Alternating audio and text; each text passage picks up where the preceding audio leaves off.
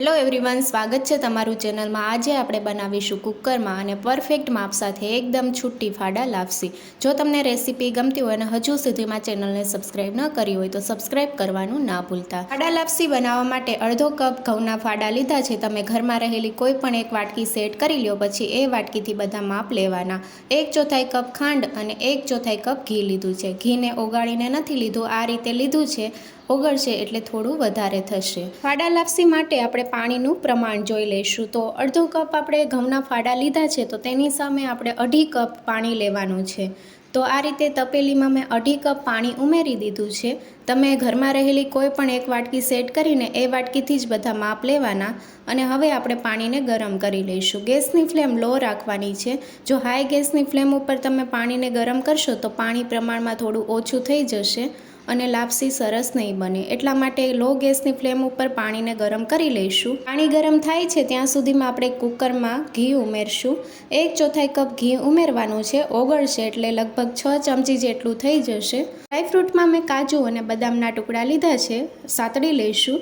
તો કાજુ બદામને સતળાતા થોડી વાર લાગે છે। હવે આપણે દ્રાક્ષ ઉમેરશું। 10 થી 15 જેટલી દ્રાક્ષ ઉમેરી છે। દ્રાક્ષને બહુ વધારે વાર નથી લાગતી, દ્રાક્ષ ફૂલી ગઈ છે। હવે આપણે એક પ્લેટમાં કાઢી લઈશું। ઘીમાં અડધો કપ ઘઉંના ફાડા ઉમેરશું અને શેકી લઈશું।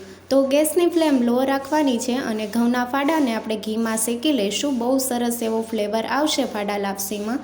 પહેલાં કરતાં ઘઉંના ફાડામાં કલર ચેન્જ થઈ ગયો છે અને સુગંધ પણ આવવા લાગી છે। ઘઉંના ફાડા શેકાઈ ગયા છે અને પાણી પણ ગરમ થઈ ગયું છે। તો હવે આપણે પાણી ઉમેરી દઈશું। પાણી આપણે જે 1/2 કપ લીધું છે એટલું જ ઉમેરવાનું છે, બહુ વધારે પણ નથી ઉમેરવાનું અને ઓછું પણ નથી ઉમેરવાનું। પાણી મિક્સ કરી લઈશું। કુકરનું ઢાંકણ બંધ કરી દઈશું અને લો ટુ મીડિયમ ગેસની ફ્લેમ ઉપર 5 વિસલ થવા દઈશું। હાઈ ગેસની ફ્લેમ ઉપર તમે વિસલ કરશો તો ફાડા લાપસી કાચી રહી જશે। 5 વિસલ થઈ ગઈ છે। ગેસની ફ્લેમ બંધ કરી દઈશું। કુકરમાંથી બધી વરાળ નીકળી જાય પછી ઢાંકણ ખોલી લઈશું। 5 વિસલમાં ઘઉંના ફાડા સરસ એવા કૂક થઈ ગયા છે અને પાણીનો ભાગ પણ નથી।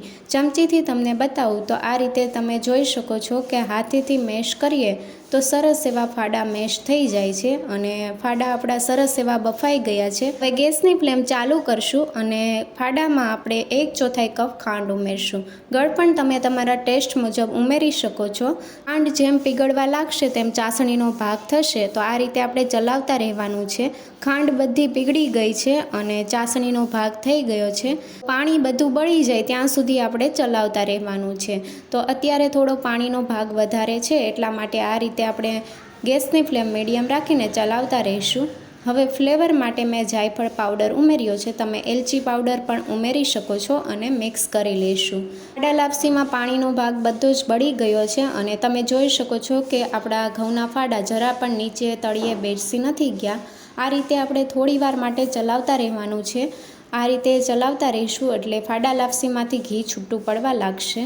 તો સરસ મજાની ફાડા લાપસી તૈયાર થઈ ગઈ છે અને હવે આપણે ડ્રાયફ્રૂટ ઉમેરીશું।